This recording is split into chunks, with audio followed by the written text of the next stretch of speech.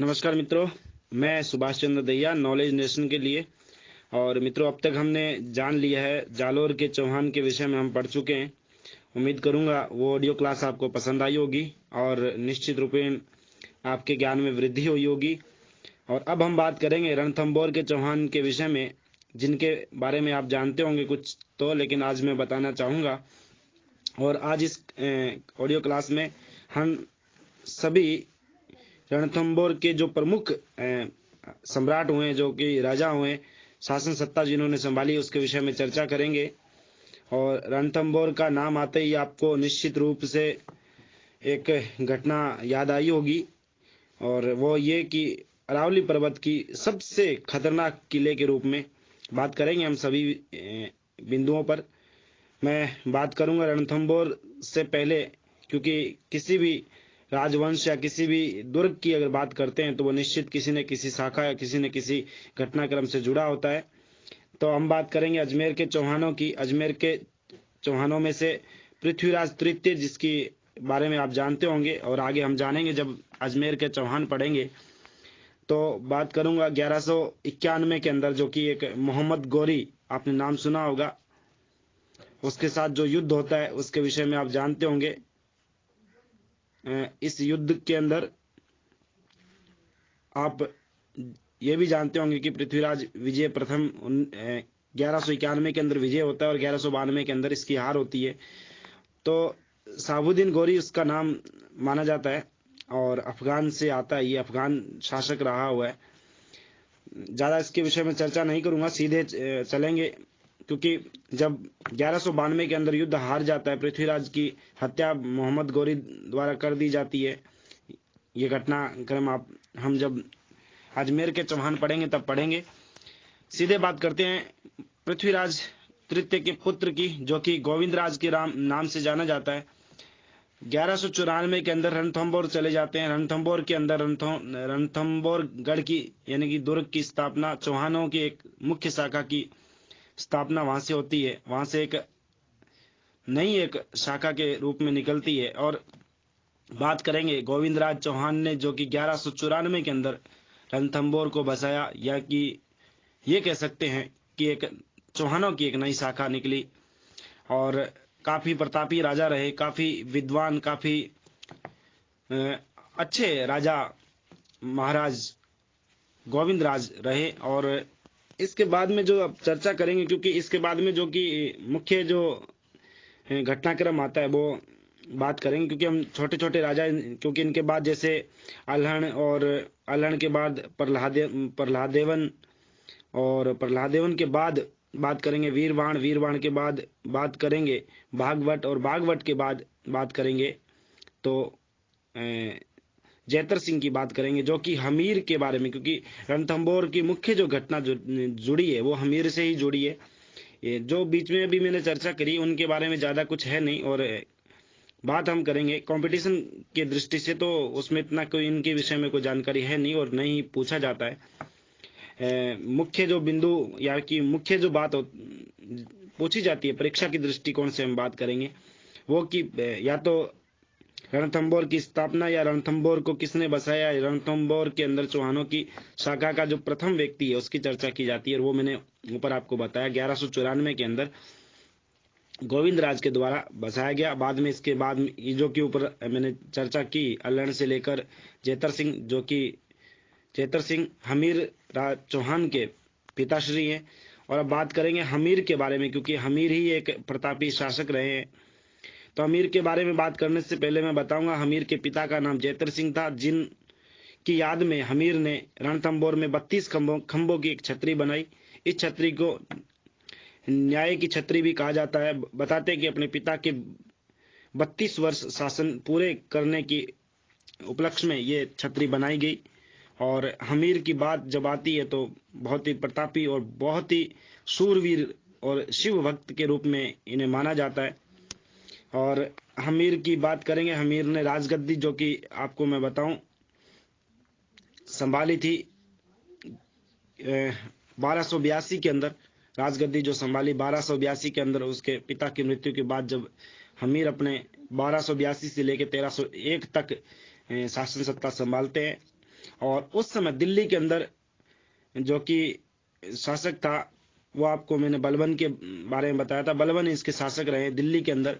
और इसके जो समकालीन शासकों की बात करेंगे, जलाल खां खिलजी और अलाउद्दीन खिलजी, जलालुद्दीन खिलजी या तो कह सकते हैं, या फिर ये खिलजी रहे, ये इनके शासक रहे। और बात करेंगे हम, क्योंकि ज़्यादा इसमें इतनी चर्चा नहीं है, क्योंकि आपको पता है 1290 के अंदर गुलाम वंश की स्थापना हो गई थी, और सॉरी समापन हो गया था। और इसके बाद आपका जेके ने, यानी कि जेके जिसका नाम है, जेके ने इस पे अधिकार कर लिया था, और जेके 1296 तक रहता है। इस दौरान एक युद्ध की बात करेंगे, क्योंकि जेके नहीं चाहता था, क्योंकि आप जानते हैं कि किसी न किसी युद्ध के कोई ना कोई कारण, कोई ना कोई रीजन जरूर जुड़े होते। तो जेके ने यानी कि अपने सेनापतियों को भेजा। रणथंबोर की बात करेंगे पहले। रणथंबोर को मैं बताऊं, रणथंबोर मुख्य जो गढ़ है रणथंबोर, जो कि हमीर के नेतृत्व में वहां की सत्ता संभाली जाती है।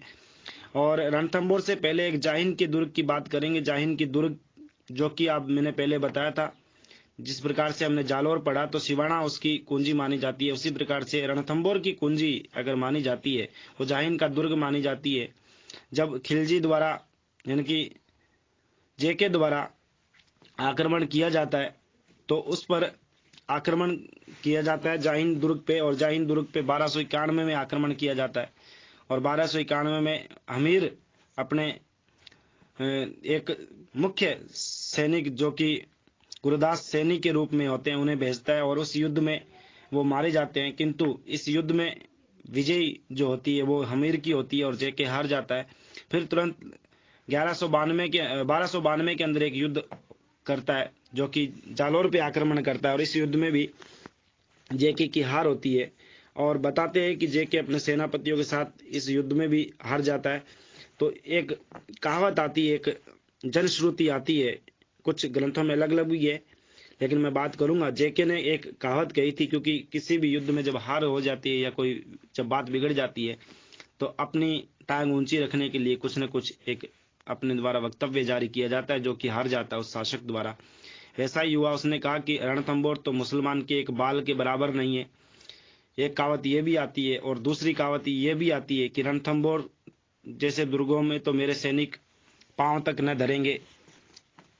तो इस तरह से बताते जलालुद्दीन खिलजी, जो कि जेके के नाम से अपन जानते हैं, इस खिलजी का अंत जो कि अलाउद्दीन खिलजी द्वारा किया जाता है। अलाउद्दीन खिलजी के ससुर और चाचा दोनों ही रहे हैं, क्योंकि आप जानते हैं कि मुसलमानों में विवाह संबंध को ज़्यादा बड़ी बात नहीं होती है, इनके रिलेशन में भी हो जाते हैं। तो इस तरह से इनकी, हालांकि मैं ये बात किसी सामाजिक या फिर किसी धार्मिक दृष्टिकोण से वैमनस्य पैदा करने के लिए नहीं बोल रहा हूँ, क्योंकि ऐसा माना जाता है कि इनके शादी विवाह आदि बहुत ही आसानी से हो जाते हैं। तो इस तरह से अलाउद्दीन खिलजी के चाचा ससुर दोनों ही के रूप में इन्हें जाना जाता है। और इनकी हत्या जब 1296 में अलाउद्दीन खिलजी द्वारा कर दी जाती है, तो आप सीधी सी बात है, अलाउद्दीन खिलजी दिल्ली के अंदर राज करेंगे। और इसी बात का बदला लेने के लिए अलाउद्दीन खिलजी ने 1299 में आक्रमण किया। और इस आक्रमण की बागडोर, जो कि आपको मैं बताऊंगा, यानी कि हमीर पे आक्रमण होता है, और इस बागडोर इसकी जो कि सौंपी जाती है, वो नुसरत खां और उलुग खां को सौंपी जाती है। और इस बीच एक बात करेंगे अपन, छोटी सी एक चर्चा बीच में बताना जरूरी है, क्योंकि गुजरात और मालवा पे आक्रमण करने के लिए सबसे पहले रणथंबोर को जीतना जरूरी होगा, अन्यथा इस पे आक्रमण नहीं किया जा सकता है। और गुजरात के शासक कर्ण बाघेला उस समय थे, आपको मैंने बताया था। कर्ण बाघेला के साथ एक युद्ध होता है अलाउद्दीन खिलजी की सेना का, और जब जालोर पड़े थे आपने बताया था। तो इस युद्ध से एक रणथंबोर की घटना भी जुड़ी हुई है। जब बताते हैं कि मंदिरों को और को लूट के जब लाए थे, तो नुसरत खां और अलाउद्दीन खिलजी के उलुग खां के साथ मोहम्मद शाह, जो कि मंगोल एक व्यक्ति रहते हैं, मंगोल के एक व्यक्ति रहते हैं जो कि अलाउद्दीन खिलजी के करीबी मित्र होते हैं।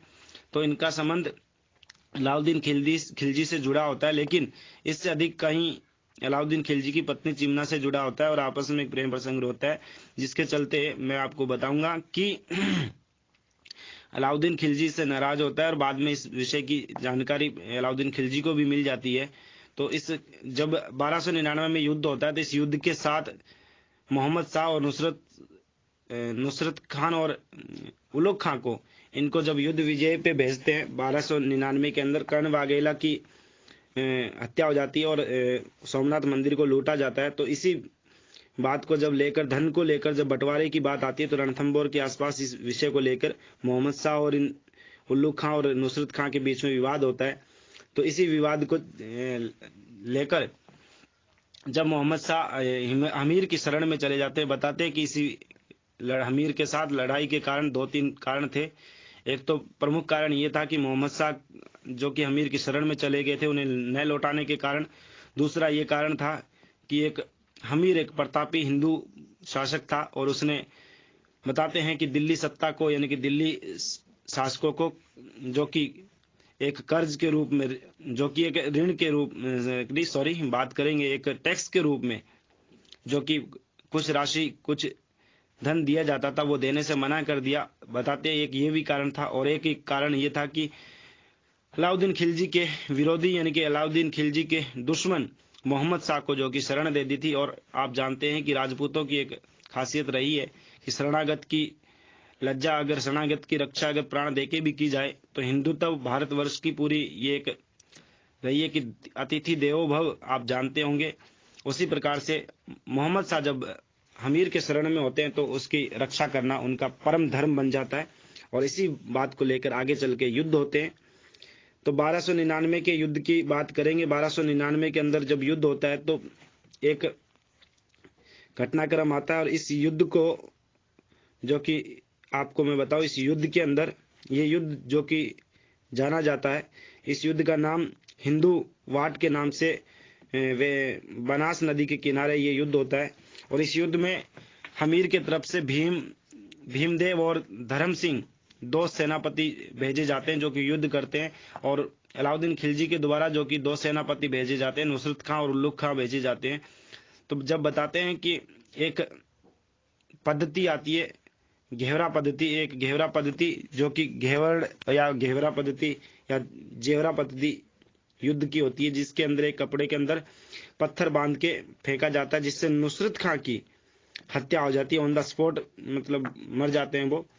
इसी बात को लेके उल्लुग खां और अलाउद्दीन खिलजी की सेना के बीच में अफड़ा तफड़ी मच जाती है और इस युद्ध के अंदर विजय इनकी होती है। तो मैं बताना चाहूंगा कि एक अल्प खां के नाम का व्यक्ति, जो कि अलाउद्दीन खिलजी का ही एक सेना का सदस्य होता है, ये किसी तरीके से भीम की हत्या कर देता है, क्योंकि धर्म सिंह इस बात की खुशी और इस बात की सूचना लेकर महाराणा यानी कि हमीर को देने के लिए चले जाते हैं। भीम वहां पे अकेले रह जाते हैं। तो इस प्रकार से भीम की हत्या कर दी जाती है। इसी बात से नाराज होकर राणा हमीर, जो कि इस बात से नाराज होते हैं कि भीम को अकेला क्यों छोड़ा गया, तो धर्म सिंह को मंत्री पद से हटा दिया जाता है। किंतु चापलूसी करके धर्म सिंह दोबारा से मंत्री पद हासिल कर लेता है और जिस समय हटाया जाता है मंत्री पद से, उसमें भोज नाम के व्यक्ति होते हैं जो कि मंत्री पद संभालते हैं, लेकिन चापलूसी करके धर्म सिंह इसको वापस हासिल कर लेता है, पुनः हासिल कर लेता है।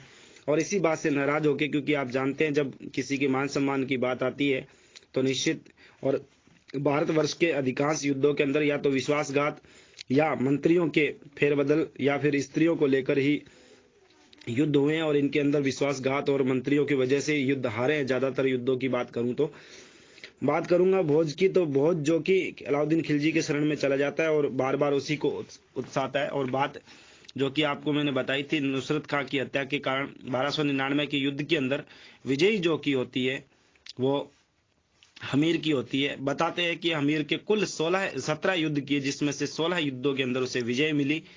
और इस युद्धों के अंदर उन्होंने मुख्यतः जो कि, क्योंकि थोड़ी सी चर्चा मैं आपको बैक में लेके जाऊंगा, तो इस युद्धों के अंदर 16 युद्ध इन्होंने किए, 17 युद्ध किए इन्होंने। 16 युद्धों की विजेता इनकी माना जाता है। आपको मैंने बताया था जब हम मारवाड़ पढ़ रहे थे, मालदेव को 52 युद्धों का विजेता बताया जाता है, लेकिन यहाँ 16 युद्धों का विजयी हमीर को बताया जाता है। हमीर के, क्योंकि यहाँ थोड़ी सी चर्चा में बैक में जाऊंगा, हमीर के गुरु की बात करें, क्योंकि प्रतापी शासक थे, इनके गुरु राघव देव इनके गुरु रहे हैं, इनके विजय द्वितीय इनके दरबारी कवि रहे हुए हैं। और इस तरह से बताते हैं कि इन्होंने काफी वीरता और धैर्यता के साथ युद्ध लड़ा, और इस युद्ध के अंदर 1299 के अंदर इनकी विजय हो जाती है। ये इसके अलावा इनका जो कि अधिकार क्षेत्र बात करूंगा तो एमपी के अंदर धार जगह, धार और चित्तौड़ के अंदर सावंत सिंह को हराया इन्होंने, समर सिंह को हराया। और इसके अलावा पुष्कर, अजमेर आदि क्षेत्रों में रणथंभौर यानी कि सत्ता का अधिकार था, यानी कि हमीर का अधिकार था।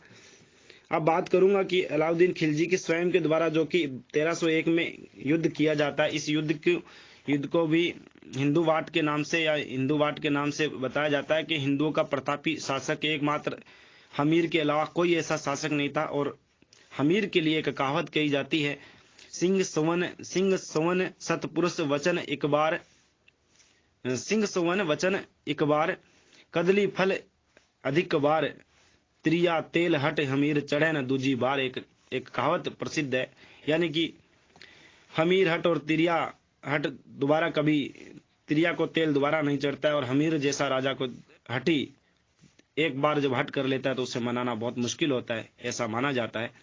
और ये सब चर्चा आपको मैं बताऊंगा, क्योंकि थोड़ा सा, हालांकि अलाउद्दीन खिलजी 1301 युद्ध की चर्चा अपन करेंगे। इसके अंदर बताया जाता है कि इस युद्ध की खासियत ये थी कि हमीर ने अपने समस्त दल बल के साथ युद्ध लड़ा था, और प्रतापी शासक होने के कारण इन्हें हमीर महाकाव्य जो कि नैन सूरी के द्वारा लिखा गया है, उसके अंदर ये बताया गया है कि ये जो ऊपर लोकोक्ति आपको मैंने बताई, एक दंत श्रुति जो कि आपको मैंने बताई, बताया जाता है कि उन्होंने एक विजय 16 युद्धों की विजय के उपलक्ष्य में इन्होंने एक यज्ञ रखा था, जिसको कोटिजन यज्ञ नाम दिया जाता है। इस यज्ञ को रखा गया था, अश्वमेध यज्ञ के समान यज्ञ था। इस यज्ञ की जानकारी जो कि मिलती है वो हमीर महाकाव्य के अंदर इसकी जानकारी मिलती है। शिव भक्त होने का भी जो मिलता है वही जानकारी महाकाव्य के अंदर मिलती है। हम जब अलाउद्दीन खिलजी से युद्ध हारेंगे, क्योंकि 1301 में युद्ध होता है, मैं यहाँ चर्चा करूंगा, आगे और भी चर्चा करेंगे इनके महाकाव्य की।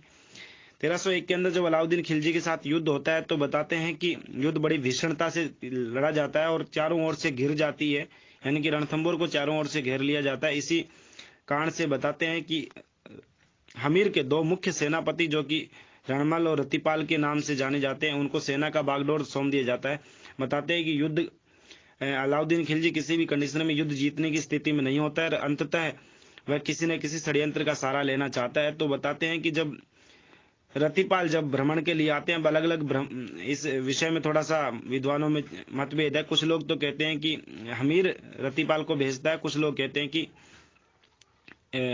वो आते, तो बताते हैं कि ऐसा रणमल को भेजा जाता है। तो रणमल को जो भेजा जाता है तो रणमल अलाउद्दीन खिलजी से धन के लालच में आके विश्वासघात करता है हमीर के साथ, और बताते हैं कि रतिपाल को भी अपने साथ मिला लेता है, और इस तरह से रणमल और रतिपाल विश्वासघात कर देते हैं। कुल मिला के इस युद्ध के अंदर हमीर की हार हो जाती है, क्योंकि काफी लंबे समय तक युद्ध चलता है, और गढ़ के अंदर यानी कि दुर्ग के अंदर भी राशन पानी और आदि की कमी आ जाती है, क्योंकि काफी लंबे वक्त तक 1301 के अंदर युद्ध चलता है। 11 जुलाई सन 1301 के अंदर ये युद्ध होता है, क्योंकि जुलाई का महीना आप जानते हैं पानी, खाद्य सामग्री आदि की कमी आ जाती है। अब मैं बात करूंगा कि जब युद्ध की समाप्ति यानी कि युद्ध का अंत करीब आ जाता है, तब हमीर की रानी रंगदेव और हमीर की पुत्री देवल जौहर करती है। एक आपने चर्चा सुनी होगी, एकमात्र जल जौहर, यानी कि जल जौहर वास्तविक रूप से ऑथेंटिक रूप से कोई जल जौहर नहीं होता है, अग्नि जौहर किया जाता है स्त्रियों द्वारा और महल की रानी और राजकुमारियों द्वारा। और इस युद्ध को बताते हैं कि जब समाप्त की और जब अंतिम क्षणों के अंदर जब ये किया जाता है तो राजपूतों द्वारा केसरिया किया जाता है, यानी कि हमीर द्वारा केसरिया किया जाता है, और रानियों द्वारा जौहर किया जाता है कि अग्नि जौहर किया जाता है। रंगदेव अपने समस्त सहेलियों और रानियों के साथ अग्नि जौहर करती है, तथा देवल एकमात्र जो कि पद्म नाम के तालाब में कूद कर अपने सतीत्व की रक्षा करती है, अपने चरित्र की रक्षा करती है, क्योंकि मुसलमानों की या मुगलों की एक नीति रहती है कि वो स्त्री धर्म को नष्ट करने के लिए तत्पर रहते हैं। और वैसे भी अलाउद्दीन खिलजी की चर्चा अगर करेंगे तो भोग विलासी था वो। तो इस तरह से बताते हैं कि इस चर्चा को आगे बढ़ाते हुए हम बात करेंगे 1301 के अंदर इस युद्ध के अंदर हमीर की हार होती है। और बताते हैं कि हमीर महाकाव्य के अंदर एक जानकारी मिलती है कि हमीर अपने अंतिम क्षणों के अंदर जब इस सभी सेना मारी जाती है, पूरी की पूरी सेनापति और प्रमुख व्यक्ति इसके मारे जाते हैं, क्योंकि रतिपाल और रणमल के द्वारा गुप्त जो कि एक राज था किले में पहुंचने का, वो सब बता देते हैं। और अंततः बताते हैं कि रणमल और रतिपाल की भी अलाउद्दीन खिलजी हत्या कर देता है, मार देता है, क्योंकि अलाउद्दीन खिलजी की यह नीति थी कि साम दाम दंड भेद किसी भी तरीके से जीता जाए और शत्रु पक्ष के किसी भी व्यक्ति को जिंदा न रहने दिया जाए। तो बात करूंगा हमीर महाकाव्य की। हमीर महाकाव्य के अंदर बताया जाता है कि हमीर ने अपना अंतिम, जबकि केसरिया पूर्ण तरीके से प्रभावी हो जाता है, तो अंतिम समय में अपना शीश महादेव को चढ़ा देता है और वहीं से उनसे क्षमा मांग के कहता है कि मैं रण के लिए मेरी ओर से तत्पर था और मैं अपना हट को पूरा न कर सका, महादेव मुझे क्षमा करें। ऐसी एक घटना आती है। तो मैंने उपयुक्त बिंदुओं पर चर्चा की और आपको मैंने जितना हो सका उतना बताने की कोशिश की है। और यहाँ मैं बताऊं कि रणथंबोर का जो कि हम जो चर्चा कर रहे थे, रणथंबोर के बारे में, जो कि चौहानों की एक शाखा रही गोविंदराज के विषय में, और वहां से